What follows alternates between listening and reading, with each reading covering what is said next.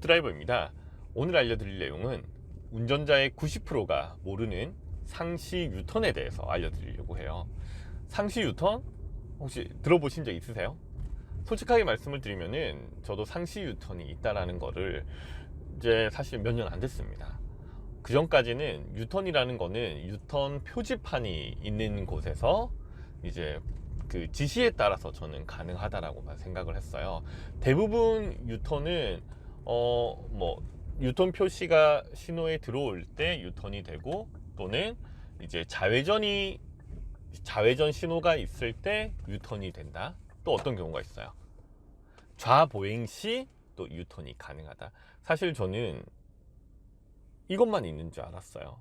그런데 이제 상시 유턴이라는 게 있더라고요.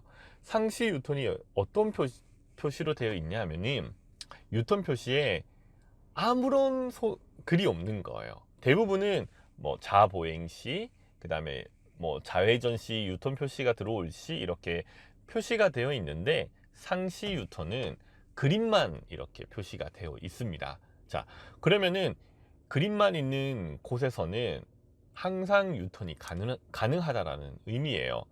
좌보행 시에도 가능하고, 좌회전 표시가 들어올 때도 가능하고, 이제 유턴 표시가 들어올 때도 당연히 가능한데, 문제가 뭐냐면은 그러면 아무데나 내가 하고 싶을 때 해도 돼? 라고 생각하시는 분들이 분명히 있으실 거잖아요. 그게 아니라 상시 유턴은 비보호 유턴이에요. 유턴 신호가 떨어지기 전에, 좌회전 신호나 유턴 신호가 없을 때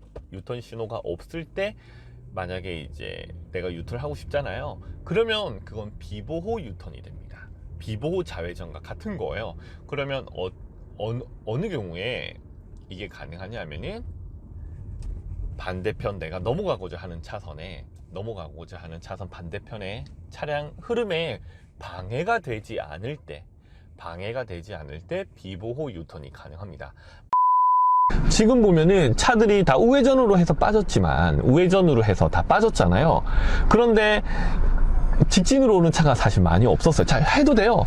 이게 비보호 유턴이에요. 이게 비보호 유턴입니다. 항상 끝차선으로 들어가는 거죠. 만약에 하다가 사고가 나게 되면은 이것도 마찬가지로, 예전에는 8대2 비율이 나왔습니다. 비보호 좌회전도 마찬가지로 8대2 비율이 나왔는데, 최근에는 비보호 좌회전도 그렇고 비보호 유턴도 그렇고 100% 이제 100대 0이 나오게 된다고 하더라고요. 그래서 저는 사실 초보 운전자분들에게는 비보호 유턴이나 비보호 좌회전은 사실 괜찮지만, 비보호 유턴은 되도록이면 하지 말라고 얘기를 드려요.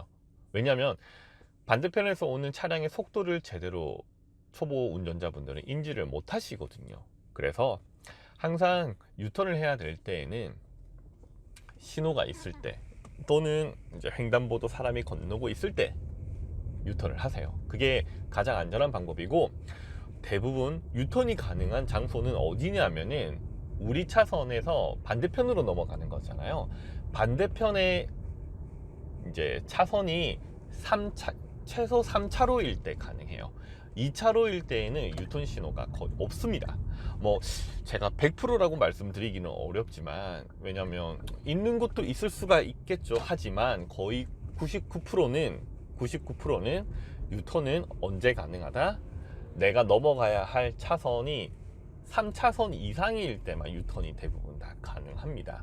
그런 곳에서만 유턴이 되기 때문에 2차로에서 무리하게, 계속 보통 보면 유턴을 하다가 뒤로 갔다가 다시 앞으로 가는 경우가 많잖아요. 그래서 이런 경우 때문에 항상 유턴은 넘어갈 차선 3차로 이상일 때만 가능하다는 거 알고 계시고, 비보호 유턴, 상시 유턴은 비보호 유턴과 같다라고 생각을 하셔야 돼요. 그래서 안전하게 하실 거면은 신호에 따라서 하시면 됩니다.